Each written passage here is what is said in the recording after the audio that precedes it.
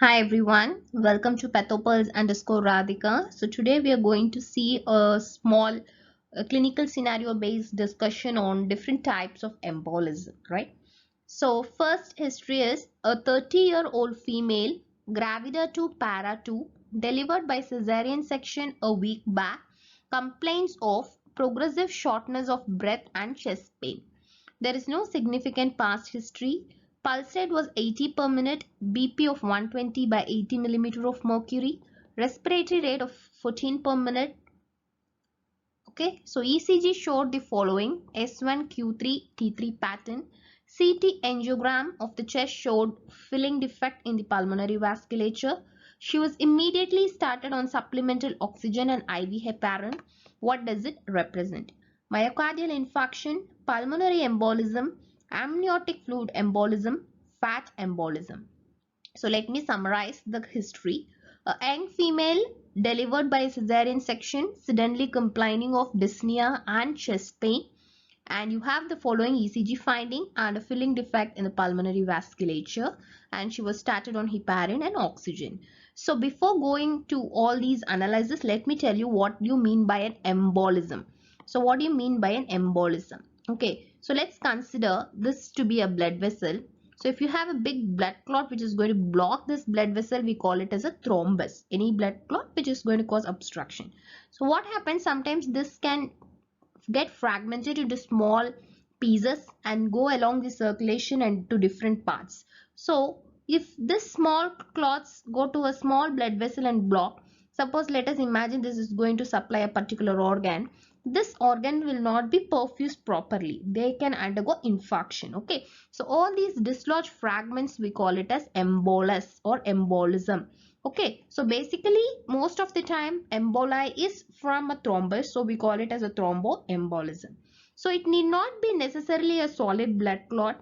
Sometimes it could be a gas like a nitrogen or anything. Okay, it can cause obstruction. So by definition, if you go by Robbins, embolism is nothing but any solid, liquid or a gaseous mass which is going to cause obstruction to your vasculature, which can lead to either infarction or any other dysfunction of an organ, right? So basically that's about embolism, right? So now you have a characteristic ECG finding S1Q3 T3 pattern. So what is it? So imagine you have a lung. Okay, so you have your heart over here. So whenever you have a problem with your lung, your right side of the heart can be affected. So whenever you have strain to your right side of your heart, you can get this particular pattern, especially in a condition called pulmonary embolism. So what is this S1Q3T3 pattern? So you have a tall S wave in lead 1, then you can have a Q wave and an inverted T wave in lead 3. That's called S1Q3 T3 pattern.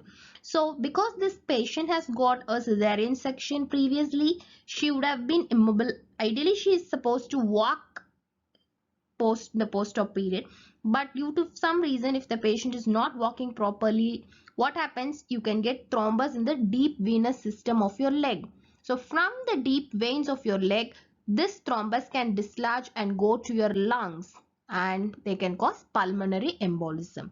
Because you have embolism in the lung, we call it as pulmonary embolism, and that's going to cause strain to your right side of the heart. So you get this particular pattern in ECG S1Q3 T3. So the answer here is pulmonary embolism. So that's the reason we make the patients walk in the post-op period. Okay, so let me summarize. So what do you mean by pulmonary embolism? If you have emboli in the pulmonary circulation, we call it pulmonary embolism. So that is self-explanatory. So what's the most common cause? So usually when you have a deep vein thrombosis in the leg, especially above the level of the knee, from the deep venous system, these thrombi can embolize to the lung and they can cause pulmonary embolism. And the patient will have chest pain, they'll have dyspnea and all those, and you can have S1Q3 T3 pattern. But remember, always you might not get this S1Q3 T3 pattern, right? So that also you should remember. The most common ECG finding which you get in pulmonary embolism is actually a sinus tachycardia, right? So this you might not see always. That also you should remember. If you have a doubt, you have to go for further investigations. Okay, So that's about pulmonary embolism. So that's the reason we mobilize the patient in the post-op period, and then if sometimes if the patient cannot be mobilized, they sometimes give heparin in the post-op period as well, right? So what is this? So this is your pulmonary vasculature which is bifurcating. So when you have a embolus which is at the bifurcation of your pulmonary artery, we call this as a saddle emboli. This is called saddle emboli. So any post-op patient who complains of dyspnea, you should not ignore it. So you should try to mobilize the patient and always think about pulmonary embolism and confirm by necessary investigations, right? Next question. A 28-year-old male with history of RTA, road traffic accident 3 days back, was admitted in the Department of Orthopedics and diagnosed to have fracture of right femur. On the third day of admission, he presented with dyspnea, convulsions and petechial rash. What could be the possible cause? So remember, always go by the history. So this is basically a young male who had an accident, fracture of femur. He could have also be immobilized because he has fracture, he'll have pain, he cannot walk, but he is also having dyspnea, but in addition he is having convulsions and a petechial rash, right? So what's the difference between the previous history and the current history? Previously the patient didn't have convulsions and petechial rash. Here the patient is having convulsions and petechial rash, right? So what you should think of? So this is a typical history. On the third day following a fracture of a femur, the patient is having CNS symptoms, RS symptoms and petechial rash, which could be due to low platelet thrombocytopenia. So what can you think of in this condition? So if you have such history, you should always think of a condition called fat embolism. You should think of fat embolism. So do you think ortho patients will not get pulmonary embolism? Of course they can get. They are also immobilized for a long period. They can get pulmonary embolism. Okay, it's not that they won't get, but the history here is typical of your fat embolism. So the answer here is fat embolism. Alright. So why do I call it fat embolism and not pulmonary embolism? So I have history of RTA. I have history of fracture of long bones. Okay. And the typical features. So whenever you have CNS features, your respiratory features, anemia and thrombocytopenia in any patient who has fracture of long bones, think of fat embolism. So CNS features could be due to a convulsions, coma, delirium or anything. Respiratory symptoms, you know the patient can have dyspnea and chest pain. And thrombocytopenia will manifest as petechial rash. So any patient following a fracture of long bone, when they have petechial rash, dyspnea, think of fat embolism. So you should make clear of all the history. So it's not that orthopedic patients admitted will not get pulmonary embolism. They are immobilized for a long time. They are at risk of pulmonary embolism. But when you have all these features, think of fat embolism. And you have a criteria called Gertz criteria to diagnose fat embolism also. Okay, so you have to approach case systematically, right? So this is how a fat embolism looks on a biopsy. So remember, this is circular. What a circular thing is a blood vessel, and I don't know how many of you could make out here. So any guess from what organ it is taken? It's from the lung. So are you able to see some net-like pattern here? So all these are your alveoli, which is there, and this is a pulmonary vasculature. Okay, so if you carefully observe, always try to find the parent organ. So are you able to see these alveoli lined by these cells? So those are all alveoli. Okay, and this is a blood vessel which is having something. So what is this something inside the blood vessel?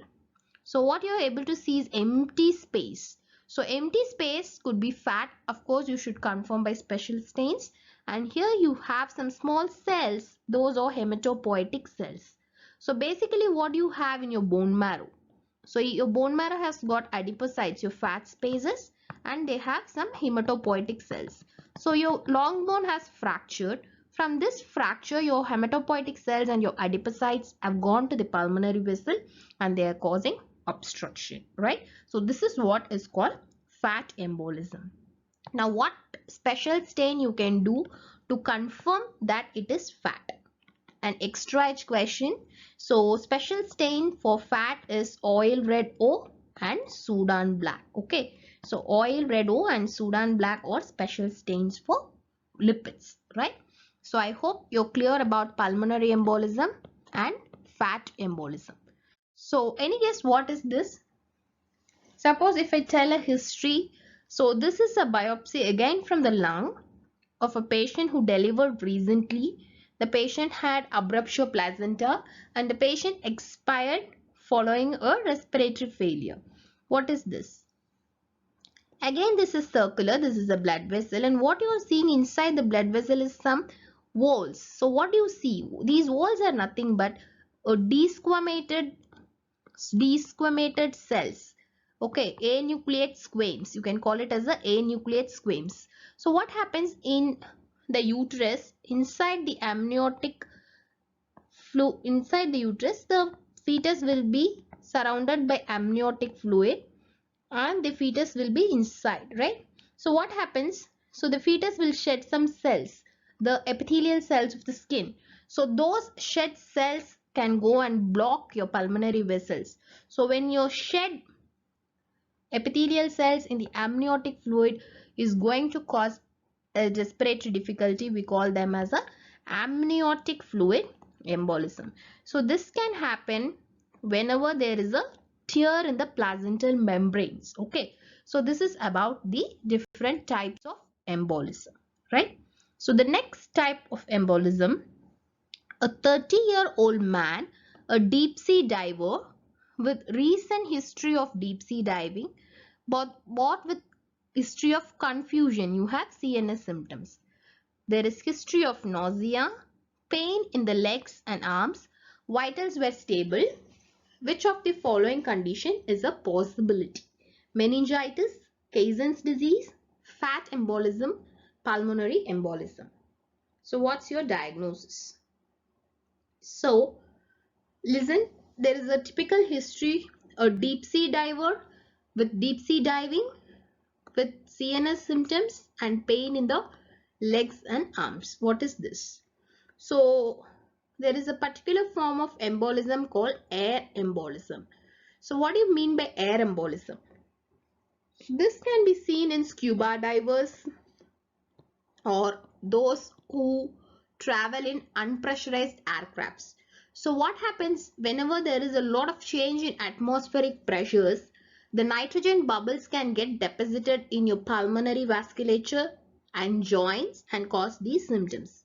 So whenever there is a descent, whenever they dive into the sea, the nitrogen will get dissolved in the blood and tissues.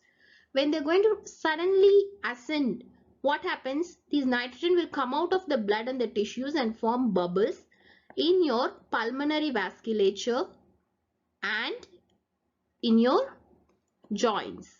So that's why you get dyspnea, okay, and you have pain in the joints, in the legs and the arms. So because of this difficulty in the pulmonary vasculature, the obstruction in the pulmonary vasculature, the patient cannot breathe properly. So this we call chokes. And because of the pain in the joints, they will assume a bent position. This is called bends. So chokes and bends are seen in something called air embolism. And you have a particular form of chronic air embolism which we call it as a Cazen's disease. So the answer here is Cazen's disease. Okay. So Cazen's disease will have your chokes and bends. So now let me summarize whatever we have discussed so far. So we have discussed about pulmonary embolism. We have discussed about fat embolism. Then we have discussed about amniotic fluid embolism. Then we have discussed about air embolism. Okay. So significant things in each, I'll just highlight it now. So most of the embolism, they present as dyspnea. So in addition, they can have CNS manifestation. So pulmonary embolism usually arise from deep vein thrombosis of the leg. They can have sinus tachycardia. on ECG, and they can have S1, Q3, T3 pattern. So ideally, that's the reason we mobilize the patient in the post-op period. We tell them to walk, right? So fat embolism usually occurs following fracture of long bones, right? So they can occur 1 to 3 days after the fracture, and the patient will present with CNS manifestations like convulsions, coma, delirium, respiratory manifestations like dyspnea. In addition, they will have anemia and thrombocytopenia. Okay, and the criteria used is Gertz criteria.